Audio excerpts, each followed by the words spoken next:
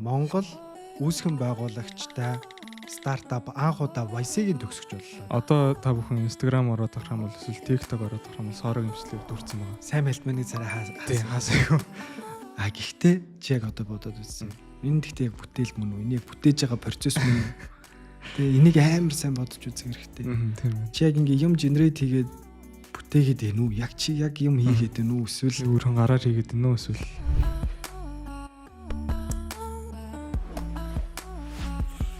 сайн байцгаана уу интернетийн технологийн орхотнуудаа Tech4 подкастын шинэ дугаар эхэлж байна.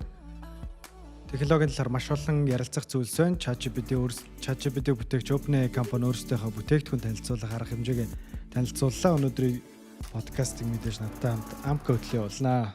за өдрөнд. Орой мэнд. Өглөөний мэнд. Тэгэхээр за ChatGPT-ийн талаар ярилцсан тий. Тэгээ ChatGPT OpenAI шинэ бүтээгдэхүүнүүд танилцууллаа. Тэглээ. За Ferrari-гийн шинэ EV платформын талаар ярилцсан. За энээс гадна бид хоёрт хамгийн эхлээд ярилцах нэг Монгол сэдв байна тий. Технологийн подкастаараа бид нэр аль болох Монголын стартапуудын хийж байгаа зүйлсийн талаар гаргаж байгаа амжилтуудын талаар бас дурдаад явахыг хичээж байгаа. Тэгээ энэ удаад Монгол үүсгэн байгуулагчтай стартап анх удаа YC-ийн төгсгөж боллоо тий. YC буюу Y Combinator. Тэгэхээр за Harvard-ийн бэлгүүн гэдгээр алдаршсан ийм залуу байдаг. За тэр залуугийн үүсгэн байгуулсан ProHost AI гэдэг стартап 2.6 сая долларын хөрөнгө оруулалт татаад YC-ийн төгсгөж болсон байна. Тэгэхээр Гайхамшигт. юун төрөнд YC гэж яг юу болох талаар хэлээ ярилцъя. За. YC яг юу вэ? Одоо гарааны стартапуудыг, гарааны бизнесүүдийг хөгжүүлдэг тийм боожуулагч хөтөлбөр, инкубатор хөтөлбөр гэдэг лөө тийм хөтөлбөр.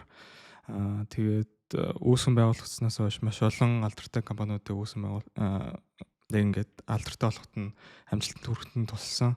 Тэрэн дунд Stripe байна, Airbnb байна гэх жишээний маш том компаниуд байгаа. Тэгээд хамгийн сонирхолтой нь OpenAI сайн мэлтмэн бас ерөнхийлөгчөөр нь ажиллаж байсан юм сонирхолтой компани байна. Хэд хэдэн сонирхолтой тоо баримтууд бас байна. Би YC-гийн талаар дөнгөж саяхан ингээ хараа сууж байхад 5,000 стартапд хөрөнгө оруулсан гэдгийг Гари Тан өөрөө саяхан CNBC-д орсон ярилцлагад орсон байна. Гари Таны ярьсан дээр бас нэг дурдах зүйл нь бэлгүүнийгийн оролцсон анги нь бас Гари Таны өөрийнх нь юм шүү дээ. Гари Тан буюу одоо энэ стартапын экосистемийн хамгийн нөлөө бүх эрхэм YC-гийн ерөнхийлөгч. Тэгээ Гари Тантай бас ингээд харилцаа холбоо тогтооно гэдэг бол Монголын технологийн экосистемд бас нэлээд том нэтворкингийг авчирж байна гэсэн үг нэгтээсээ тий. Тэгээд за түрүүний дурдсан маш олон том компаниудын 5,000 стартапд хөрөнгө оруулад эдгээр стартапуудын үнэлгээ нийлээд одоо 800 тэрбум доллар. Гайхалтай байна. Сайн мэлтманы хувьд болохоор 14-өөс 19 онд ерөнхийлөгчөөр нь 5 жилийн хугацаатай ажиллаж исэн. 19 онд болсон зэ. 19 онд одоо битэрийн ярих байгаа OpenAI 19 онд Microsoft-аас 1 тэрбум долларын хөрөнгө оруулалт татчихсан. Айгүй сонирхолтой юмнууд байна. Тэгээд ProHost AI компани хамт олонд бас баяр хүргэе. Тэгээд өөрсдийнхөө хамгийн анхны бүтээгдэхүүнийг Product Hunt дээр лонч хийж байгаа тий. Тэгэхээр та бүхэн Product Hunt-ыг хэрвээ мэддэггүй бол Product Hunt гэдэг нь болохоор яг энэ стартап компаниудын өөрсдийнхөө бүтээгдэхүүнүүдээ гаргадаг платформ байгаа. За тэр платформ дээр ингээд санал аваад тэгээд эндээс ингээд хэрэглэгч нарын анхаарлыг татах нэгдүгээр. За хоёрдугаар хөрөнгө оруулагч нарын анхаарлыг татах. За тэндээс бидний энэ бүтээгдэхүүн эхлүүлж байгаа шүү гэдэг маркетинга хийх ч юм уу тийм стартап экосистемийн маш том платформ байдаг. Тэгээд энэ дээр өөрсдийнхөө бүтээгдэхүүнийг лонч хийж байгаа. Та бүхэн энд QR кодыг ашиглаад орж саналаа өгөөрэй гэж хэлмээр. Энэ мэдээ саналаа өгөхөд ямар нэгэн үн төлбөр байхгүй тийм. Өнөөдөр мэдлэлээр 4-т явж байгаа юм байна. Тэгэхээр нэгт орох боломж харагдал байна. Саналаа өгсөн үү? Өгсөн. За үндсэн сэдвүүрг орцгоё. За ChatGPT гэдэг бүтээгдэхүүн гараа 3 жил болсон байна. Тэгээд OpenAI компани 2 дахь удаага өөрсдийнхөө хөгжүүлэгчтэй зориулсан арга хэмжээгээ зохион байгууллаа. Өнгөрсөн жил алгацсан тий 23 онд анх зохион байгуулад тэгээ одоо энэ жил Dev Day гэдэг нэртэй. Тэгээд юу гаргаад ирв. За чамаас эхлээд асуухаас би хэдэн тоо мэдээлэл өгч гэж бодлоо. За OpenAI-ийн ChatGPT маань 800 сая хэрэглэгчтэй болсон байна. Тэгээд маш олон компани бүтээгдэхүүнүүд API-аа холбож ингэж дуудаж байгаа тэдний мэдээлэл. Тэгээд 1 минут тутам 8 тэрбум 6 тэрбум токен шатааж байгаа юм байна. Тэгээд энэ бол асар өндөр тоо харагдаж байна. Тэгээд өөрч нэг тоо мэдээлэл гарсан. 4 сая хөгжүүлэгч ChatGPT-г ашиглаж код бичиж байгаа. Бас л их биш үү. Хамгийн эхлээд сайн малт бай юм мэдээлэл өглөө. Юу танилцуулав? Маш олон танилцууллаа. Яг бүтэн ойлгосон бас толгой бас сайн өрөхгүй байна. Хэрглэж эхэлсний дараа ер нь ойлгох болов гэж магадгүй. Тэгээд тэгтээс нь яг дуртаж явбал Agent Kit, Apps SDK, тэгээд Sora-гийн API гэх мэт зүйлсийг бол танилцуулсан байна. Тэг хамгийн сонирхолтой нь Agent Kit, тэгээд Apps SDK байна. Өмнө нь нэг хэд хэдийн стартапууд яг компаниудад, байгууллагуудад зориулаад тэр компани дээр маш олон давтагддаг ажлуудыг хэмэл оюуны тусламжтайгаар workflow automation гэж байгаа шүү дээ. Тэгж ингэж автоматжуулдаг ийм системүүдийг хийж өгдөг байсан. За энэ зах зээл рүү одоо OpenAI өөрсдөө орж байгаа шүү гэн. Тэгээд үүний тусламжтайгаар мэдгүй код бичиж чаддгүй байсан ч гэсэн та яг өөрийнхөө байгууллагын ийм одоо жишээ нэг Excel дээрээс нэг файлыг хуулаад санхүүгийн платформ руу ингэж хуулдаг ч юм уу тий. Тэгээд тэрийгээ дахиад ингээд double check хийдэг ч юм уу. Эсвэл ямар нэгэн зохиол бичдэг бол тэр зохиолыгоо ялангуяа над шиг юм текст бичдэг хүний хувьд айгүйх гардаг асуудал spell checker айгүй шалгадаг. Бас буруу бичиж байгаа гэхээсээ илүүтэйгээр нүднээс ингээд алдагдаад байх тохиолдлууд айгүйх гардаг учраас spell check айгүйх эхэлдэг. Жишээ нь ингээд spell check-ийг тэн дээр ингээд автоматар ингээд холбоод ингээд шалгаад явдаг ч юм уу тийм. Иймэрхүү олон давтагддаг үйлдэлүүдээс ангижруулах тийм механик ажлаас хүмүүсийг салгаж байгаа гэсэн үг шүү дээ. Роботууд өдөр тутмын ажлуудыг салгаж байгаатай адилхан яг нэг тийм дижитал робот мэргэжлийн байгаад ирэх гэсэн үг шүү дээ. Тийм инженеэр тайлбарлал иймэрхүү байна. За дараагийнх нь аппликейшнтай болж байгаа шүү дээ. Энэ айгүй том мэдээлэл байлаа тий. Тийм яг сайн бүрэн ойлгоогүй. Хэрв буруу зүйл ирвэл таад суучлаарай. OpenAI яг ChatGPT дээр яг өөр дээрээ аппликейшнтэй болж байгаа шиг байна гэж ойлгосон.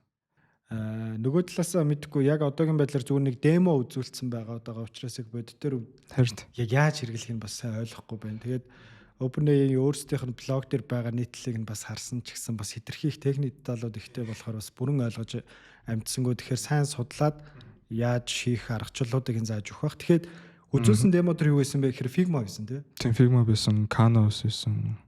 Тэгээ Figma-г болохоор шууд ChatGPT дээрээс ашиглаж болно гэсэн үг болчлоо шүү дээ. Ер нь л тий Spotify бас байсан тий. Тэгэхээр энэ мэтчлэн iOS болон Android үйлдвэрлэлийн систем бол нөө аппликейшнуудыг нэгтгэдэг платформ байсан бол ChatGPT бас яг ийм аппликейшнуудыг ийм нэгтгэдэг платформ болох юм байна л гэж харлаа тий. Сонирхолтой шүү. Айгуу сонирхолтой.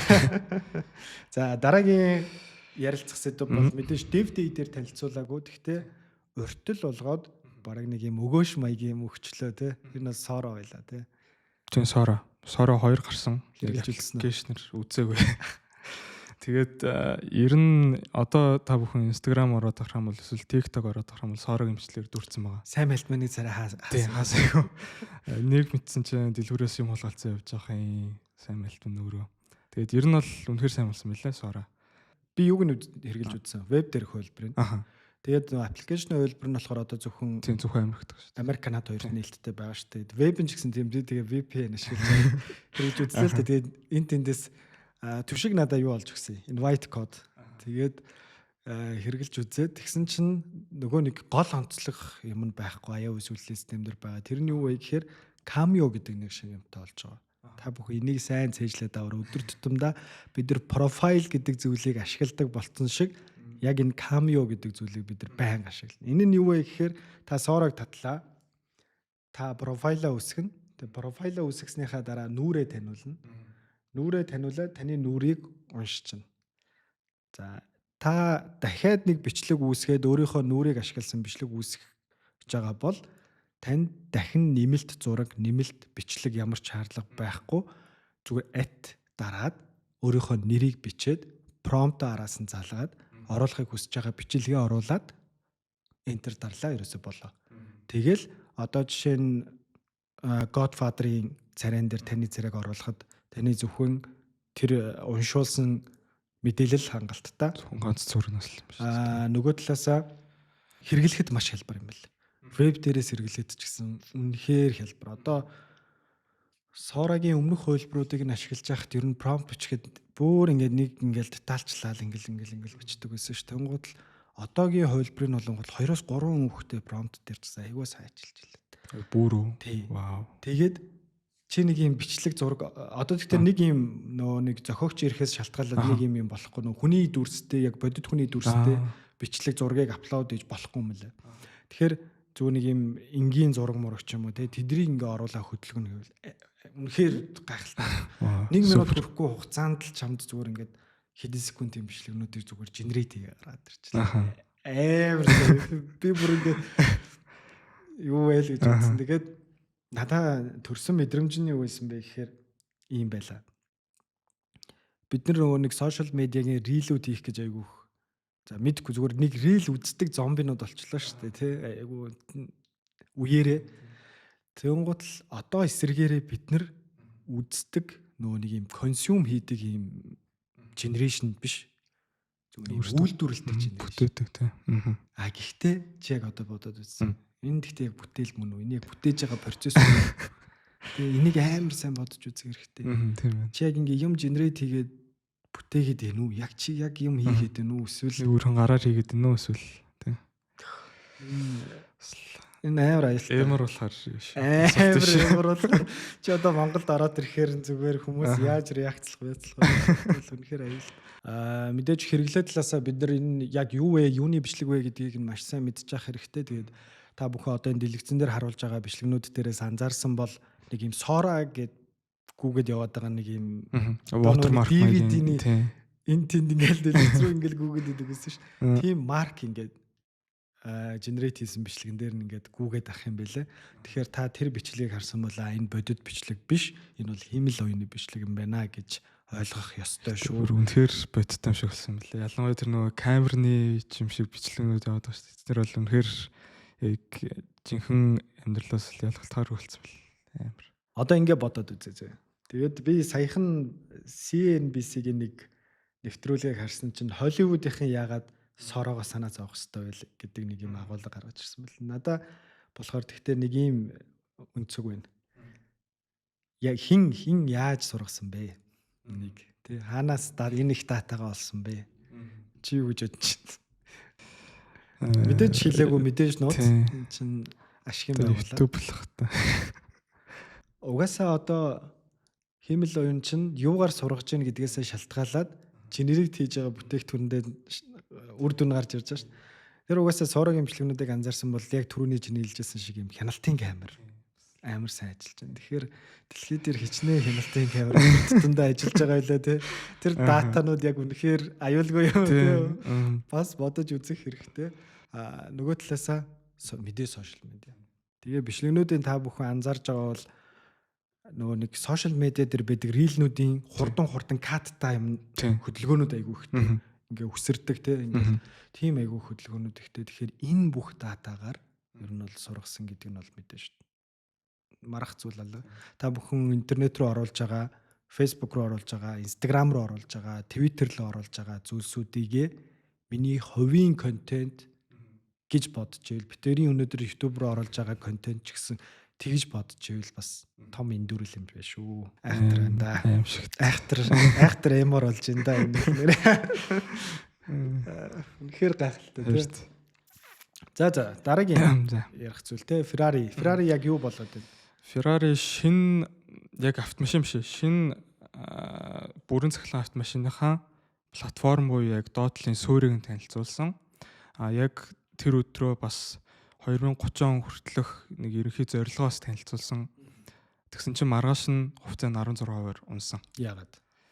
Нэгт яг тэр санхүүгийн таамаг нь яг шинжээчдийнхээс бага байсан. Тэр бол хамгийн том шалтгаан болсон. Хоёрт бол энэ цахилгаан автомашин бас нөлөөлсөн байх гэж бодож байна. Гэхдээ яг гарч байгаа мэдээнүүд төр бол байхгүй л лээ. Тийм за тэр ч яг платформын хувьд бол 1000 гаруй морины чадaltaй тийм хөдөлгүүртэй платформ. Тэгээд нэг цэнэглэлтээр 500 60 гард бараг 600-аад км явахаар туулах чадaltaй мэл нэг патрон л. Тэгээд үнийн хувьд бол тодорхойгүй. Загварын хувьд ямар байх нь бас тодорхойгүй. Гэхдээ нэг таамаг байгаа нь Ferrari Purosangue шиг яг бага оврын SUV загвар байх уу? Эсвэл GTC 4 Lusso шиг hatchback маягийн суудлын автомашин байх уу гэдэг нь бас эргэлзээтэй маргаантай байгаа. Одоо энэ цахилгаан машины EV платформ гэж байна шүү дээ англиараа тий. Тэгэхээр энэ хуучны мотортой л адилхан зүйл болчлаа гэж ойлгож болох уу? Тийм одоо ч яг дотоод шаталтай хөдөлгүүртэй машинууд ч бас платформ байгаа шүү дээ. Тэгээд нэг платформ дээр маш олон загварын маш олон өөр төрлийн машинуудыг ядаг, угсардаг. Яг EV платформ бас адилхан нэг платформ дээр бас маш олон машиныг угсардаг. Гэхдээ дотоод шаталтай хөдөлгүүртэй машинаас юугаар ялгаатай вэ гэхээр эвдрэх эд анги нь бага. Машингийн гэсэн үг. Цул гэсэн үг нь л тий. Тэгэхээр үнийн хувьд ч төсвөр байх боломжтой. Нэг платформ дээр хязгааргүй олон машин угсрах боломжтой гэсэн. Одоо энэ BYD-гийн Yangwang гэдэртэй ер нь ойролцоо гэсэн үг. Одоо энэ 1200 морины хүчин чадалтай гэхээр тийм 1000 гаруй гэхээр ч яг Yangwang-наас арай бага гэхдээ ер нь бол яг суперкарууд донд бол бас нэлээд өндөртэй байна шүү дээ. За машиныхаа хэсэг рүү орсных дахиад нэг дурдах ёстой автомашин байгаа бах тий. Tesla нэг 2 хямдхан загвар гаргаад дахиад хувьцааны унжах шиг байна тий. Тийм Model Y тэгээ Model 32 угаасаа хямдхан загварууд гэхдээ бүр хямдхан загваруудад танилцуулсан. Миний уншсан нийтлэл дээр болохоор ингэж тайлбарласан байсан.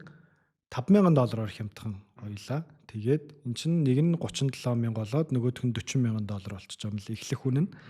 Өмнө нь Tesla ер нь яагаад ингэж богино хугацаанд цахилгаан автомашин үйлдвэрлэдэг компани ингэж гарч ирсэн бэ гэхээр Америкийн засаг захиргаанаас нэг шинэ цахилгаан машин авал $7,500 хөнгөлөлт өгдөг байсан. Тэгээд Трамп гарч ирээд энэ хөнгөлөлт байхгүй болсон.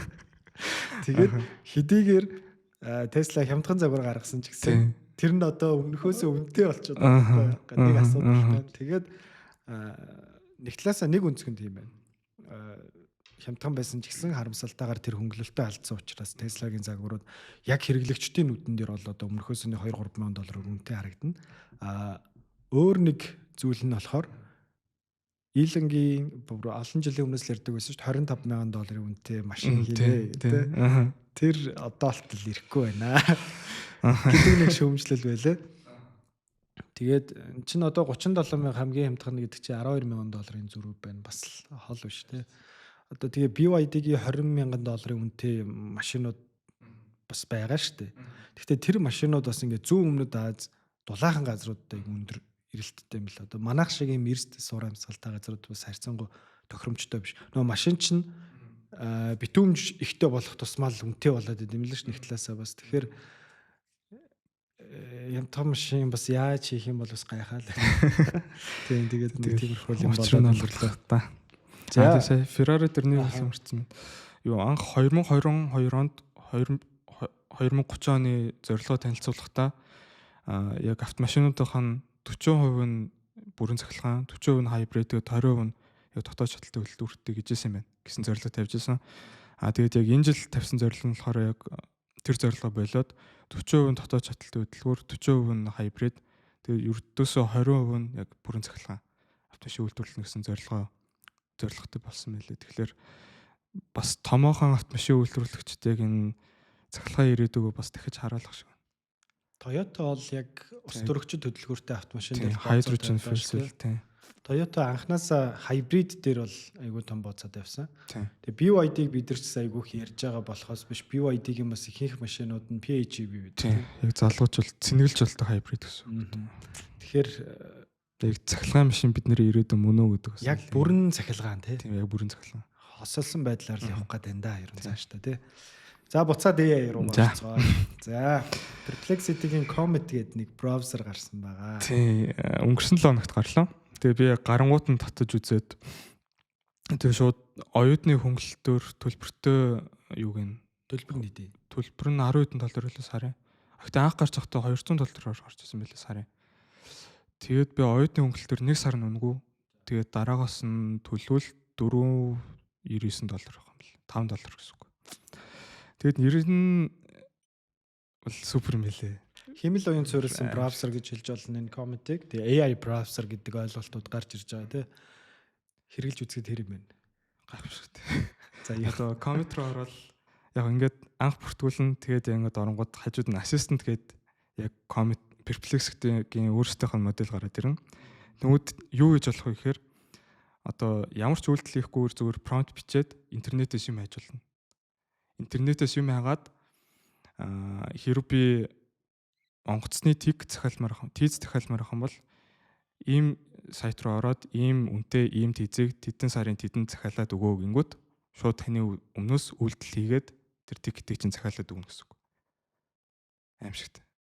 Тэгээ би нэг зүйл туршиж үзсэн яг мэйлүүдээ бүгднийг нь органайз хийж үзсэн байхгүй бүгдийг зэгцэлж. Миний яг ажлын мэйл амар зэгцгүй байт. Тэгээ би бүр яг ингэ зэгцлээ даа гэж бодохоор нэг л орч чадахгүй явдсан. Тэгээд урчигдөр хаа. Яг өөрийнхөө Outlook мэйл рүүгээ ороод тэгээд ийм газараас ирсэн ийм мэйлүүдээ бүгднийг нь уншсан болгоод тэгээд бүгднийг нь archive хий гэд команд өгөөд тэнгууд бүгднийг нь яг жоохон удаан л та. Гэтэ би ямар ч үйлдэл хийх шаардлагагүй компьютероор зүгээр бичлэг үзчихэж болно. Өөр ямар нэг юм хийж болно. Харин арт нь тэр commit миний өмнөөс үйлдэл хийгээд бүх мэйлүүдийг нь ингээд янзлцсан, зэгцэлсэн. Вау. Юу гоё юм тий. Аимшигт. Тэгээд урчигдор the browser company гэдэг хэрэг хүмүүс мэдэх бол Arc гэдэг браузерыг гаргаж ирсэн компани. Arc гэх юм уу тий? Arc-ийг хийжсэн хүмүүс Dia гэдэг бас шинэ AI браузераа яг олон нийтэд нээлттэй болгосон. Би яг өчтөр татаж үзээд тэгээ орсон чинь их мэдгүй. Надаа яг Dia нилээн юу санагдсан. Хэцүү ашиглахад.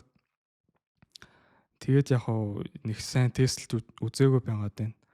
Гэтэ яг дараа 7 хоногт нэг тестлээд бас подкастаар ярина.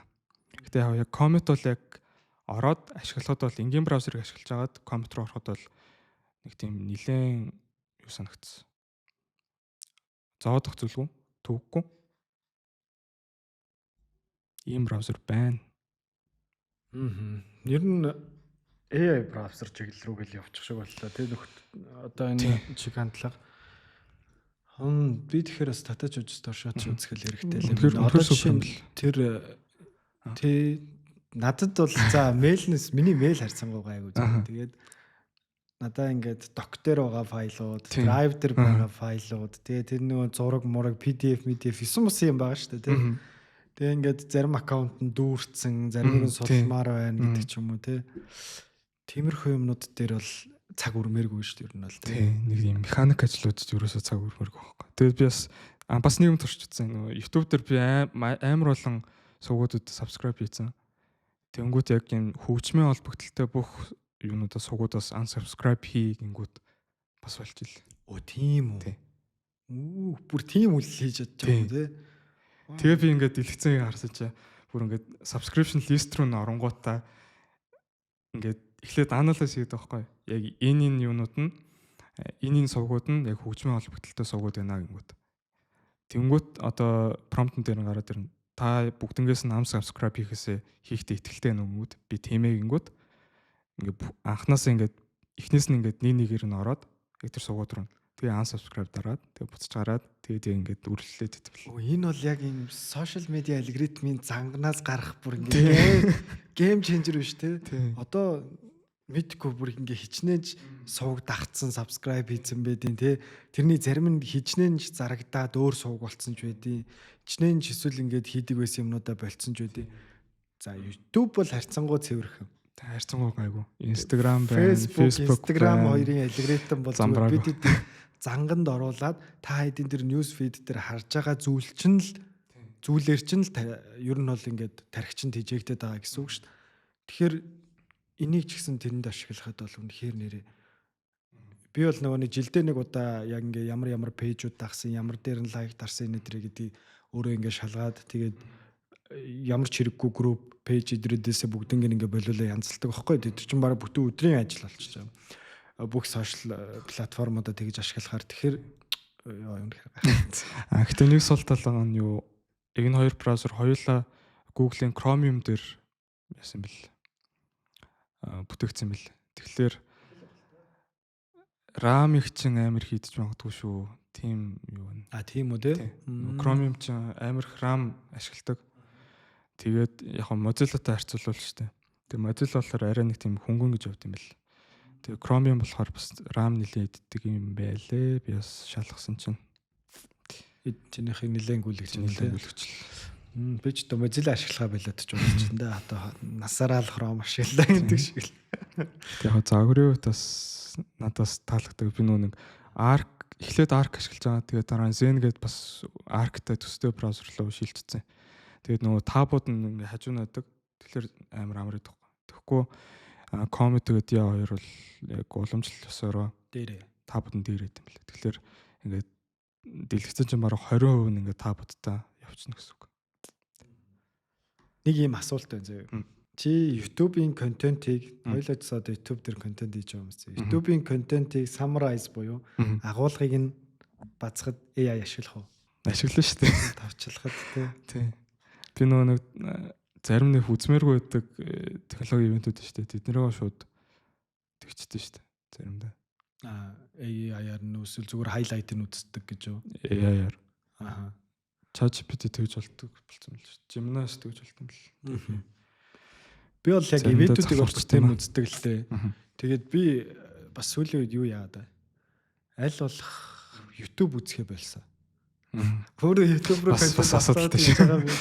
Өөрөө YouTube үзэх байх жоохон сайн. Гэхдээ юу анзаарэгдсэн бэ гэхээр одоо яг ингээд бид нартай адилхан медиа салбарт ажиллаж байгаа хүмүүсийн хувьд нэг мэдээллийг маш богино хугацаанд хурдан агуулгыг нь ойлгоод олон талаас нь үнцгүүдийг нь ойлгоод тэгээд тэрийг нэгтгээд өөрийнхөө харж байгаа зүйлсээ дээр ингээ буулгах айгуу чухал байдаг. Тэгээ YouTube-ийн контент үзэхээр энэ амар их цаг алддаг. Та хэд өөрсдийнхөө ч гэсэн жоохон мэдээлэл авах гэж байгаа бол бид хоёр бол яг ингээ зөвхөн мэдээлэл өгөх гэхээсээ илүүтэйгээр өөрсдийнхөө ингээ хэрэгэлсэн ашигласан туршлагуудаа ярьж байгаа. Харин зөвхөн мэдээлэл авах гэж байгаа бол YouTube подкаст бол хамгийн удаан нь шүү. Хин нэгний туршлагыг нийтлэл дээрээс яг олж сонсох бол унших бол айгүй хэцүү. Тэгэхээр тэр тал руугаа подкаст YouTube-уудыг ашиглуулах харьцангуй зүгээр юм болов уу гэж санагдсан. Яг мэдээлэл авах платформ гэхээр бас биш болчиход шүү дээ. Харьцангуй амар удаан, харьцангуй хэцүү болоод байна шүү. За нэг ийм хоёр браузер байна. Тэгээд нэг сүүлийн марг 10 жил унтаа байдлаасан браузерын зах зээл ингээд амар орчих шиг байна. За төгсгөлд нь дэд бүтцийн талаарх OpenAI-ийн хийж байгаа зүйлсүүд байна. Тэгээд OpenAI яг л нэг юм шидэд тохиор шиг байна. Тэр компанитай хамтарлаа тэр компанийн нөхцөө өслөө, тэр компанитай хамтарлаа тэр компанийн нөхцөө өслөө. Яг шидэд тохиортой адилхан ChatGPT гарлаа. 35 сар өнгөрсөн байна одоо. Тэрнээс хойш Nvidia-гийн зах зээлийн үнэлгээ 11 дахин нугарсан байна. Амар аваад AMD-тэй сая хамтарлаа зарлаа. Яг сүүлийн миний сүүлд харсан мэдээллээр AMD-гийн нэг хувьцааны анш 40% өссөн байна. Энэ мэдээлэл цацагдаад 3 л хонж байна. За өөрсдийнхөө ивент дээр Figma манай аппликейшн донд Figma ууш та нар Figma гэж шийдэж байна шүү дээ. Тэгээд демо үзүүлсэн чинь тэр нь Figma-гийн хувьцаа 10% өссөн. Зүгээр яг л юм шидэд тохиор шиг. Тэгээд нөхдүүдийн дэд бүтцийн талаар төгсгөлд нь ярилцъя. Юу болж байна гэж. Бид хоёрыг подкастын сүүлийн дугаараа бичснээс хойш OpenAI, Nvidia 200 тэрбум долларын дэд бүтцийн гэрээ байгуулсан тийм. Энэ бол 10 цөмийн эрчим хүчтэй тэнцвүүц хэмжээний эрчим хүчийг шаарддаг дэд бүтцийн ажил заяа. 10 гигабайт эрчим хүч. Тэгээд Jensen Huang-ийнх нь өөрийнх нь хэлж байгаагаар 4-5 сая GPU шаарддаг энд. За энэ дэд бүтцийг эхлээ байгуул. За OpenAI дөөр ямар дэд бүтц байгаа вэ гэхээр Microsoft-ийн Azure байгаа. Мэдж байгаа. За Google-тэй бас гэрээ байгуулсан. Google-ийн Google Cloud. За Oracle-аас бас ашиглахаар болсон. За ингээд 4 заяа. Тэгээ энэ дөрв бас 800 сая хэрэглэгчтэй ChatGPT-г ажилуулахад хүрэлцэхгүй юм байна. Одоогийн бараг тэр Sora зөвхөн Америк, Канада хоёрт дээр байгаад байгаа нь бас энэ талаас энэ дэд бүтцийн асуудалтай холбоотой байж магадгүй байна. Дийлэхгүй байна. Шин загвар гарахад болгонд л манай жипүүнүүд тайлаад ингээд ТV төчөөд байгаа шүү дээ. Сайн мэлтмэн тий. Тэгээд дөрөвтг нь орж ирж байгаа нь AMD. Энэ дунд клауд технологийн салбарын нэг гигант байхгүй байгаа та бүхэн анзаарсан байх. Энэ бол Amazon тий. Amazon байхгүй. Amazon хинтээ хамтарч байгаа вэ гэхээр Anthropic-тэй хамтарч байгаа. За тэрийг дараа нь дэлгэрэнгээ. За AMD OpenAI хоёр хамтарлаа зарлаа. Тэгээд 6 гигаватт эрчим хүч. Тэгээ нөгөөх нь 10 гэсэн. Тэгээ харьцангуй бага тоог бол энэ удаад хэллээ. Цаашдаа авах жипүүнүүдийнх нь үнэлгээ миний нэг уншсан нийтлэлээр 100 тэрбум. Яа. Үтгэхгүй. Гэхдээ тэр яг хэдэн жил мэлгч бод. Гэхдээ энийг ерөөсөө аль биесээр зарлаагүй. 6 гигаватт эрчим хүч зарцуулах хэмжээний дэд бүтцийн ажилд бол AMD-ийн чипнүүдийг яана гэдэг аль биесний өөрсдийнх нь мэдээлэл байгаа. Тэгээ Bloomberg, CNBC дээр бүгдээрээ одоо Greg Brockman тэгээд энэ Nvidia-гийн AMD-гийн гүйцэтгэх захирал Lisa Su хоёр дандаа орж мэдээлэлүүд өгсөн байлаа. Тэн дээр бол гэхдээ яг ийм мөнгөн дүнгийн талаар яриаггүй. Гэхдээ хэд хэдэн нийтлэлүүдээр зүр таамаглаж бичиж байгаа тийм юм. За энэ гэрээнийхээ хүрээнд OpenAI компани AMD-гийн 10%-ийг эзэмшнэ. 10%-ийнх нь хувьцааг нь шууд худалдаж авч байгаа юм байна лээ. За нэг иймэрхүү зүйл. Энэ зарлагдсны дараа дахиад нэг сонирхолтой юм басна нь Jensen Huang CNBC дээр очиод тэгээд бүтэн өдөржингөө ярилцлаганд орсон байлаа. Бас Nvidia-гийн хувьцаанаас унсан байсан шүү дээ. Тийм чинь салбарын гол өрсөлдөгч нь OpenAI-тай хамтарчаад байна шүү. Тэгээд би Jensen Huang-гийн яриануудыг сонсч ирсэн чинь хоёр юм үнцэг миний анхаарлыг татсан. Нэг нь бидний OpenAI-тай хийж байгаа хамтрал бол өөрөө. Бидрийнх бол ийм өөр зүйл гэдэг. Тэг яг яагаад өөр юм гэдэг бас юм тодорхой тайлбарлаж байна. Энэ яг зүгээр AMD-г ингээд Oracle, бусад ийм салбарын томчуудаас ингээд ялгаатай гэж хэлж байгаа. Нөгөө нэг хамгийн их анхаарал татсан зүйл нь юу байсан бэ гэхээр ингэж хэлсэн. Би Elon Musk-ийн хийж байгаа оролцож байгаа бүх зүйлд хөрөнгө оруулмаар байна гэж хэлсэн. Вау. Хөрөнгө оруулмаар байдаг гэж хэлсэн зөө. Энэ мэдээллийн дараа маргааш нохоо. Nvidia XAI хөрөнгө оруулсан байна. Гайхамшиг. Мэдээж угаасаа энэ хөрөнгө оруулалтын гэрээний процессыг явагдчихсан байгаа шүү дээ. Гэтэ айгүй сонирхолтой үнцэг ууз. Вау. Дэлхийн хамгийн өндөр үнэлгээтэй компанийг байгуулсан хүн дэлхийн хамгийн баян хүний хийж байгаа төслүүдэд хөрөнгө оруулах сонирхол байна. Гэд хөрөнгө оруулсан байлаа. $2 тэрбум байсан баха. Нийлэн амар юм одоо эдгэр чинь ингээ бидний хувьд бол айгүй том хэвчтэй байгаа шүү дээ. Тэгээд ингээл айгүй гоё өрсөлдөөнтэй ярих хэрэгтэй юмнууд болж байна. Тэгээ энэ бүхэн захиад төгсгөлд нь дахиад нэг юм хэлжээ. Энэ Amazon-ы Jeff Bezos бас нэг ивент дээр яриа өгсөн байлээ. Тэгээ тэр болохоор ингэж хэлж илээ. Одоогийн химэл оюун бол яг нөгөө industry bubble буюу яг ийм салбарынхаа ийм bubble-д орцсон, хөөсрөлд орцсон. Гэхдээ энэ бол яг бодит зүйл гэвэл бодит зүйл мөн. Гэхдээ яг ийм bubble уу гэвэл бас bubble. Яг одоо химэл оюун дөнгөж эхэлж байна гэдэг тэрний санаа байсан. Яг одоо энэ салбарын зүгээр ихний л компаниуд гарч ирж байгаа. Одоо OpenAI, Anthropic, Scale AI. Харин яг жинхэнэ хувьсгал нь хизээ ирэх вэ гэхээр бүх салбарт химэл оюуныг яаж ингэж оруулж ирж байгаа вэ гэдэг зүйл одоо болтол орж ирээгүй байна. Яг бид нар медиа технологийн салбарын өөрсдөө химэл оюуныг маш сайн ашиглаж байгаа баг. За медиад ч гэсэн бас айгүй хурцаар яригдчих эхэлж байна. Гэхдээ яаж ашиглах вэ гэдэг талаар тий. Дизайнер бол асуудал баг тий. Ямар ч асуудал. Өдрөөл ашиглаж байна. Агуулга дээр жоох асуудал гараад байна. Одоо тэр нэг ном момны асуудал тий. Тэгэхээр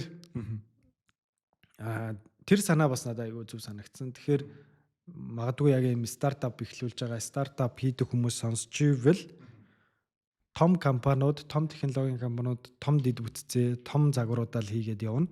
Харин бидний хийх ажил бол яг юм AI-ыг локал руу буулгах үлдчихэж байгаа шүү. Тий. Тэгэхээр энэ дээр гарц гаргалгаанууд хайвал зүгээр шүү гэж хэлмээр байна. Ер нь бол сүүлийн үед хүмүүстэй ярилцж байгаа ч гэсэн тийм төслүүд Монголд ч гэсэн айгүйх гарч ирж байна. Ийм байлаа да энэ талаархт. Яа юу мэдрэх хэвтэй юм бол бас мэдхгүй л баярлах хэвтэй юм уу? Айх хэвтэй юм уу? Гоё л шүү дээ. Тийм тэгээд хурдтай байна. Гэтэ магадгүй бараг нэг 60 70 настай да тий. Яг тэр ChatGPT гарч явах үе ийм байлаа шүү дээ гэл. Ярээ сууж авах юм лээ. Ярээ сууж авах юмтаа л өдрүүд өнгөрж байна да. Тэгээд төгсгөлд нь ахаад нэг зарын чанартай юм л чи. Игүнийгийн аппликейшн гарсан байлаа. Тэгээд та бүхэн игүнийгийн аппликейшнийг бас туршиж үзээрэй. Би туршиж үзсэн. Тэгээд мэдээж дэжгүй. Ер нь бол дэжгүй. Тэгээд DeepSeek-ийг ашиглаж байгаа юм шиг л мэдрэмж төрсэн. Ер нь бол тэгээд серверийн хувьд бол мэдээж том компаниудтай энд үүсгэж биш учраас бага зэргийн гацах эсвэл удах, унших зүйл гарч магадгүй. Гэхдээ энэ бол манай Монголын технологийн компани хийж байгаа зүгээр чатбот биш, хиймэл оюу. Тэгээ энэ хэлний загвар гэдгийг ойлгоод тэгээ татаж аваад хэрэгжилж үзээрэй гэж зөвлөмөр байна. За ингээд дуусгацгаая.